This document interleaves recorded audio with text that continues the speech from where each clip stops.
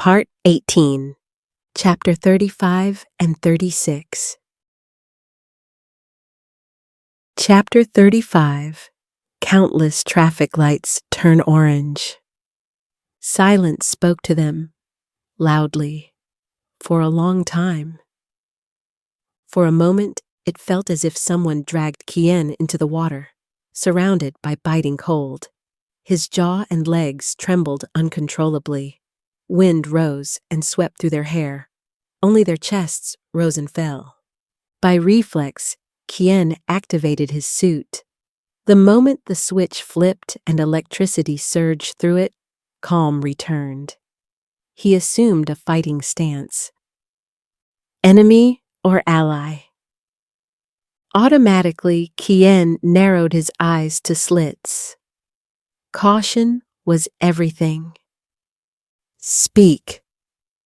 Outside the glass city, it was impossible for a Slivon to have wandered to a place like this. According to that assumption, the figure before them had to be human, but the force field had been destroyed. Perhaps there had been a gap, an escape route. "Who is that?" he heard Kate ask. "Your eldest son," Slivon answered. "Can today get any crazier? What is he doing here?" "My eldest," Kate managed. She fell into Kilan's line of sight for just a brief moment. "I'll ask again," Kilan said. "Enemy or ally?" Why do I insist on an answer? Do I really want to know? He is not the Kilan I knew. How did he leave the city? If he got rid of the Slivon, then what purpose do I still serve? This human, wearing my brother's face, doesn't care about me. There is no one left to whom I matter, Kilan whispered as the realization struck him. Had anyone heard him? Probably not. Something slowly opened inside him as he watched Kilan. Something he had sealed away deep within himself. A truth he had buried in fog just to survive. What am I saying? His eyes widened as he lowered his head for a moment. Who do I even matter to? Kilan clenched his fist. The trembling did not stop. No one, just like always. Kilan sighed. Quite a lot of emotions boiling over here, huh? Kilan immediately looked up at his brother as he spoke. Kilan's gaze shifted to Slivon, who held his trident raised and pointed forward. "Don't move, and I won't hurt you. Promise," Slivon warned. "What are your intentions? Are you a refugee?" Kilan studied him in silence. Quietly, Kilan heard the string of a bow being drawn.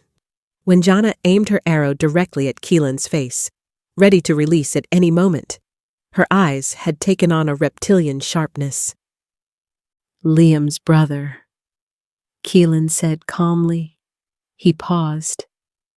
"My sincere condolences." Slivon froze. "I didn't know his human side," Kilan continued. "But he was a good person. I liked him very." "Shut up!" Slivon screamed. Without waiting another second, he lunged at Kilan. Aaron grabbed his leg and yanked him down. In that same instant, something swept over Slivon's body. He would have been hit if he hadn't fallen. "Slivon!" Ezyet shouted. "Watch out!" Before Kilan could react, sticky spheres shot toward Cedar. His arms and legs were pinned to a tree by thick, ring-shaped masses. He screamed as his sleeves began to steam. "What is happening?" Kilan whispered. "Wenjana, we need electricity," Ezyet ordered. She tried to free Sidar using her weapon, but it failed. Kate grabbed a used arrow and struck the green substance with its tip. It didn't even scratch. Elastic, like rubber. Once again, Kilan turned toward his brother. Something clicked inside Kian's head. Definitely an enemy. Attack. From Kilan's shoulders and arms, glowing green tentacles erupted, some writhing in the air, others clinging to his body. The same material formed spear-like protrusions from his back, like a living porcupine. What is that? Nausea rose in Kian's throat. It felt as if something inside him was pushing upward, desperate to break free. Still, he didn't look away. The sight was horrifying and mesmerizing. I have to get to him. No matter how hard Slivon and Jiyan tried to close the distance, Kilan evaded them effortlessly, as if he could read their future movements. Jiyan punched right. Kilan tilted his head right. Left. Escape. Another strike. A kick. Escape. Damn it! Jiyan increased his speed. His comrade matched him. How could a Slivon get here? Slivon gasped. Are we nowhere safe anymore? I don't know. Jiyan was out of breath too, unlike his brother. It's not a single Slivon, Aaron said behind them, unmoving since the fight began. There are at least 3 living inside him. That's possible? Slivon's voice rose. I've never heard of anything like that. Out of the corner of his eye, Jiyan spotted Wenjana sneaking into position, unnoticed by Kilan. Like a lynx, silent despite the leaves and branches beneath her feet. You're doing great. If anyone can do it, it's you. To cover her, Jiyan drew Kilan's attention. He charged forward with a shout. Look at me! Only me! The arrow hissed through the air. Behind Kilan, a thick, viscous wall formed. The arrow was swallowed whole. Inside the substance, it melted and became part of the green gel. Damn it! Wenjana cursed. I was sure that would hit. It would have, if that monster hadn't. Oh, sorry, Jiyan, Slivon said hastily. It's still your brother's body. Didn't mean it like that. Behind them, Sidar screamed in agony. Even electricity couldn't break the substance. It burned into his skin. I won't let you do whatever you want, Jiyan growled at his brother. I've had enough. Enough! Like a raging bull, Jiyan had only one goal. He would not allow the Slivon to continue defiling his brother's body. It had to be driven out. What came after didn't matter. The longer he observed Kilan's movements, the better Jiyan anticipated his attacks. He dodged the tentacles by sliding across the ground. Even from a distance, the heat grazed his cheek, searing. His team followed. They closed in from all sides. Now we've got you! The tentacles vanished instantly. Jiyan reached him and grabbed for his throat, trying to slam him to the ground, but he couldn't squeeze. Resistance blocked him. The material formed a wall between them, preventing contact. What kind of world do we live in where we always suffer? Jiyan cried, his throat tightening. Let my brother go! Let him go! His vision blurred.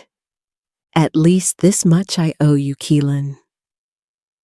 In the word parachute, there's the word fall. Jiyan loosened his grip as his brother spoke. Trembling seized him again. What did you just say? Countless traffic lights turn orange. Jiyan staggered backward. Kilan stood up and brushed dirt from his clothes. Sidar's screams abruptly ceased. Where did that stuff go? Kate asked. Sidar, are you okay? Jiyan, he's not moving. This is our chance.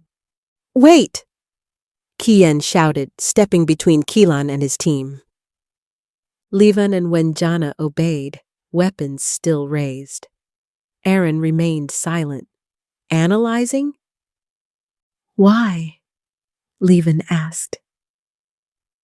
These, Jiyan said, smiling through tears, are our recognition code words.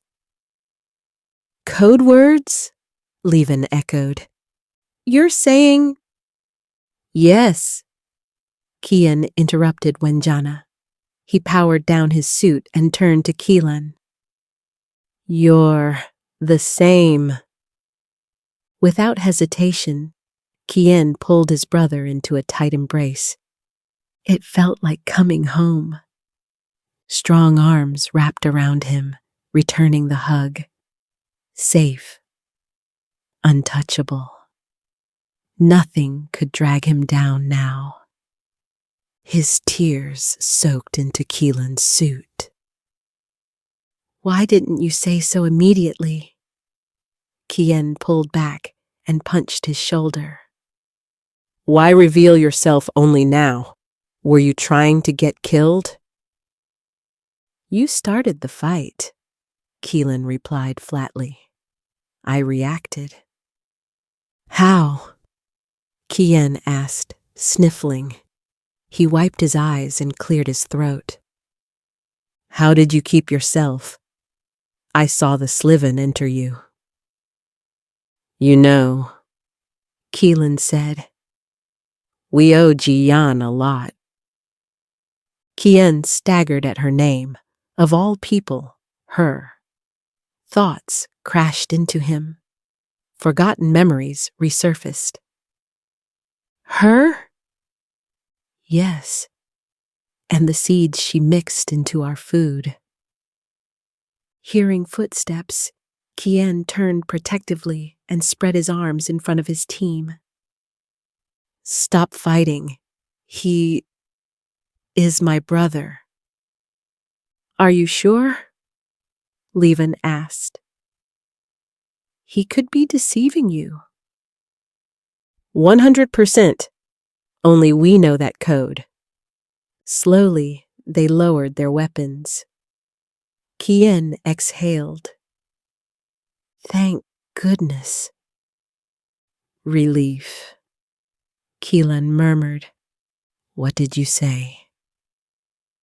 Jiyan, Kilan said. Let me free you from your suffering. What? The world sped up. Jiyan saw Aaron running, grabbing Slivon's weapon as he passed. He felt something strange at his temple, something piercing into him. Something changed. Aaron threw the trident. A tentacle was severed just before it fully sank into Jiyan. Aaron shoved him aside. Don't interfere! Kilan shouted. He's my brother!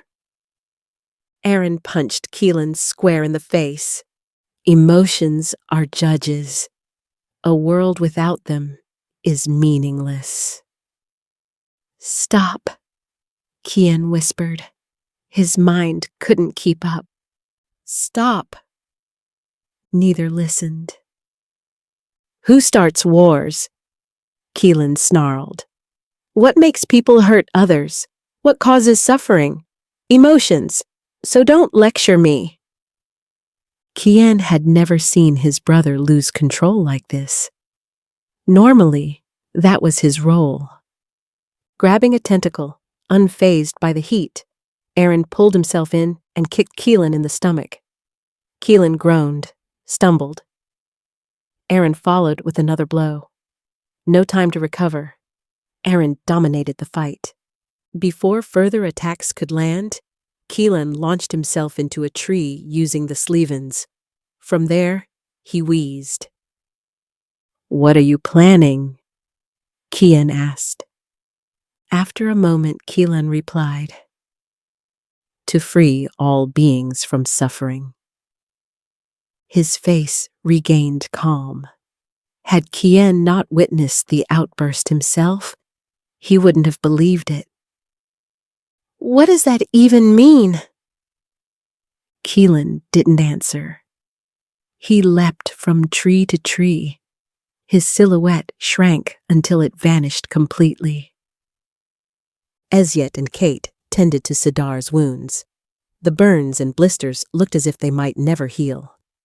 Still, their leader made no sound, enduring the pain as if it were nothing more than a scratch. Slivon brushed Kian's shoulder. "Hey, don't let it get you down. Your brother's alive. That's what matters." "I don't understand the world anymore," Kian said. He had been sitting on the meadow for a while now, utterly drained. "Kilan is Kilan, and yet not. Is he still himself but betrayed us, or is he a Slivon? Which would be worse, if he was never the same?" "We beat him until he comes to his senses," Slivon said simply. His serious expression showed he meant it.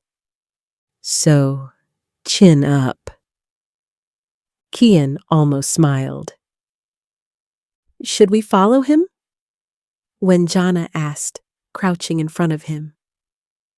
"Well, what do you say?" "What's the point? There is none." The more time passed, the less strength he had. Like someone lost in a labyrinth, he saw no way forward. He looked to his leader for guidance. Sidar didn't move. For some reason, Kian longed for his hand on his head. Any reaction at all. "How do you assess the stranger?" Sidar rasped to Ezyet.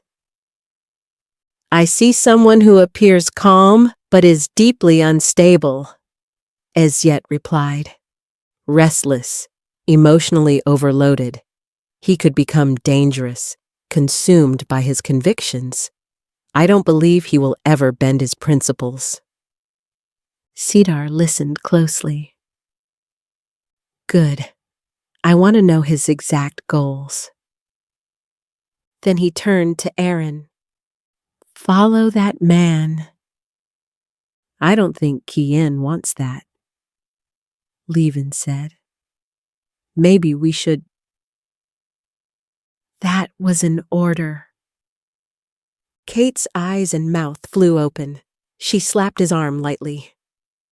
"Hey, watch how you talk to your son. He just went through something horrible. He needs time." "Silence," Sidar commanded. "We don't have time for emotional nonsense." Kian felt Aaron's gaze on him, as if the decision was his. Aaron stepped closer. Kian's heart pounded. Would he be beaten in front of everyone for trusting Kilan and stopping a victory? He deserved it. So he let it happen. Instead, Aaron's hand landed on his head, stopping him short. "What do you think, Kian?" Aaron asked softly. "Want to stand up?" With each second, calm returned. The gentle patting created a warm sensation in his left chest, spreading through his torso. Why do I have to decide? What would...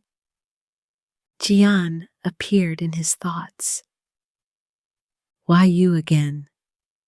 Now?" He imagined her standing before him, eyebrows drawn together. "What are you still doing here?" she scolded. "You always want the easy way, don't you, Kian?" "Shut up. Get out of my head." "Oh no, not happening," she said smugly. "Avoiding facts won't work forever. You'll never be happy like that. Look, I know it hurts, but that's life. How many times do I have to explain it, huh?" "Leave me alone, Jiyan. I can't anymore. It's too late. He's gone." "Yeah, always the same excuses. Get up." "Hello?" I said. "Get up and fight." Her voice echoed in his mind. Before he realized it, he was already standing. "So, we're going?" Slivon asked. "Or how should I interpret this?" "Guys," Kilan said. "I'm sorry. I've pulled myself together. Let's move." Chapter 36. Do not betray yourself. Jiyan sniffled. "Someone tell me why." "Zaina, why?" Against her will, tears formed and were immediately soaked up by the bedsheet. Her face felt tense, as if her skin were about to burst. She clung to the pillow with arms and legs alike. She could no longer see the room, so she squeezed her eyes shut. When she did, the unpleasant memories flashed through her mind. So she tossed and turned. Why? Her body went numb. How long had she been a prisoner? She had lost all sense of time. Days might have passed, or only hours. If I were smart, I wouldn't be in a situation like this. "Aren't you tired of seeing me like this?" she asked Valen. Then she exhaled slowly, trying to regain control over the suffocating pressure in her chest. "Why does Fina order you to stay with me if you don't say a word anyway? To watch me? So I have someone to talk to? Just so I don't completely lose my mind?" "You don't need to hope for anyone," Valen said monotonously, as if Jiyan hadn't spoken at all. What is that supposed to mean all of a sudden? What she shouldn't hope for was comfort from this person. This man, nothing more than a living statue, barely reacted to anything she did. Did he even have a soul? "No one knows this place," he explained without blinking. "No one will find you here. Besides, your previous speeches made you unpopular, so you'd better cooperate instead of behaving rebelliously." "Fina is forcing you to say that, right?" "Why, Zaina? Tell me why." Once again, tears welled up. She blinked them away quickly, but the sharp sting in her nose brought even more. Suppressing them was pointless. The scent of her meal drifted over from the nightstand. A mixture of countless spices surrounded her. She could give in. The dishes she received were certainly not poisoned. Fina needed her alive. Still, she fought the hunger, even though her energy reserves were nearly depleted. Why am I resisting now, when I always obeyed? I don't understand anything anymore. What even is this self? Human, they say, but maybe this is my punishment for having sent so many people to their deaths. He didn't answer. Who am I, anyway? She laid her arms over her face. As she retreated inward, countless faces whirled before her inner eye. Events knocked at her consciousness, memories that had always accompanied her in her dreams. The number of her victims had grown, but she had never forgotten a single person she had betrayed. Betrayed? People who had trusted me unconditionally, at least in part. Where is my place in this world? She asked. After sacrificing all of them without exception, was I at least a good Slivon? Did I fulfill my role? If so, Why did Zaina discard me? You are clearly a human, were the only words that left his mouth. In that instant, something shattered inside her. She began, then paused. I betrayed myself, didn't I? My entire life, forcing myself forward, searching for social acceptance. To get it, I allowed everything without thinking. When was I ever truly me? Never, right? Do not betray yourself, she whispered to herself. She fixed her gaze on a point in the void, as if speaking to her younger self, warning her not to make the same mistake, not to stain her reflection as she had. Do not betray yourself. Do you hear me? Do not betray yourself.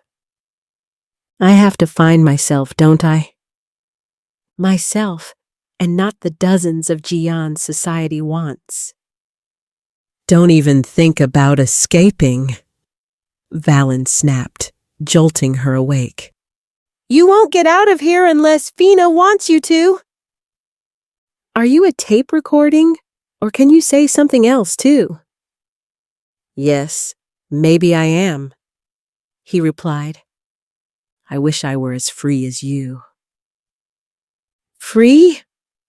Where am I free? She hurled her pillow, grazing the tray though she had aimed for him. A pear, her dessert, rolled across the floor with a dull thud. Next came the blanket until nothing remained on the bed and she could stretch out her arms and legs. You can say and do whatever you want. If that isn't boundless freedom, what is? He asked. My eyes are her cameras. My ears are her recording devices. My mouth is her loudspeaker. Was he telling her that Fina could hear everything, even in her absence? Was he trying to warn her? I'm sorry, Jiyan hurried to say. She swallowed the lump, tightening her throat. In the end, you're just as much a victim, aren't you? What if we all free ourselves and leave that woman behind? What kind of person was Fina to possess such an ability? Give it up. Unfortunately, you will never reach me with words, even if I want you to. Obey Fina. There's no place for you out there anymore. Too many changes. What do you mean by that? It's simple. Since the president died by your hand, they needed a new one. Since your sister reached the appropriate age, Zaina became the new president. Her eyes widened. What? And she changed the city. Was that your goal from the beginning, big sister? Were you that desperate for the position? Why? Her pulse quickened. She forced herself to take deep breaths, to not completely lose control. What Fina wants from me, I can't do, she murmured. I don't have what it takes. Yes, you do. You protected Kilan's identity. That can't. Without question, your seeds protected his self from the Slivon. We observed it for months. She dug her fingers into the bed. Sometimes I had the impression he was the same as before. But when he understood the phrase, I thought, wait, of course. What if the damage was repaired? Though she smiled, salty tears rolled down her cheeks. So you really are alive. Kian doesn't have to be angry with me anymore, right? I kept you alive long enough, didn't I, Kilan? At some point, she began to laugh like a mad woman. A burden fell from her shoulders. Like a second skin peeling away, she felt lighter. Reborn. Did I at least do something right in my life? That's why Fina wants you to reproduce the production of those seeds, Valen informed her. Countless thoughts circled her mind. Giving up was not an option. The city was her goal. She had to get to Jiyan. She needed answers. Fina would never release her willingly. What options did she have left? Out of nowhere, the two boys came to mind. She imagined them with her. Kiyan appeared on her left. Kilan sitting on the edge of the bed to her right. 4 eyes were fixed on her, expectant. If you were here, what would I ask you? You're not really a prisoner, Kiyan complained immediately, the Kiyan she knew. It's not that bad for you. They're not hurting you. As long as you obey, nothing bad happens. Enjoy having such privileges. You're freer than you think. But I want to go to Jiyan, Kiyan. I want out of here. What's stopping you from making yourself comfortable? He continued. Listen to everyone and you'll be fine. They're not asking much of you. If you'd listened to me from the start and been satisfied with small things, you wouldn't be in this situation. Kilan, say something to your brother. He's talking nonsense. Jiyan, what matters is smiling, Kilan said, the corners of his mouth lifting. With a face like that, you'll scare them all away. They don't need to read your innermost self, right? She fell back onto the bed and stared at the ceiling. What if I combine both? Her heart began to race. Valen? Yes? I definitely have to get out of here, but I don't have to reveal everything. Exactly, boys. Bring Fina here, Jiyan said. I understand now, okay? I'll listen to her. As she grabbed her meal and devoured it, she repeated the words in her mind. Do not betray yourself. Ina jumped from puddle to puddle. Water splashed everywhere, making her squeal with delight. She spun around in midair and landed in another pool like an ice skater. Ina's laughter lit up the quiet forest. Why don't you join in, Kilan? It's fun. What's wrong with you? We'll reach a city soon, but you're walking so slowly. It's nothing. I'm fine. Oh, really? I think meeting your brother was exhausting, wasn't it? A little. Kian's expression, how it had slipped when Kilan tried to free him from his suffering, was not something he wanted to remember. Why had Kian looked at him as if he'd done something wrong? Kilan stepped on a branch. It snapped. Some creature fluttered away. Your brother is cool, Ina said. Kilan blinked, snapping out of his thoughts. You think so? Mm-hmm. You're lucky to have a little brother like that. Yes. Warmth spread through his stomach. I have to protect him. That's my duty as the older one. Him and... Jiyan appeared in his mind. He shook his head, driving her away. At least for a while. In her place came the man named Aaron. Emotions are judges. What is that even supposed to mean? Does my will change if I lack emotions? You're saving them all, remember? A voice said. Emotions make people sick, I know. Kilan replied. That's why you must stay focused. Once you free them from their suffering, Kiyan and Jiyan will finally understand. They'll be proud of you. All of them. Will they? Of course. 100%. Kilan smiled. Your task is incredibly important. Never forget that. Yes, he said quietly. I promise. I'll stay focused from now on.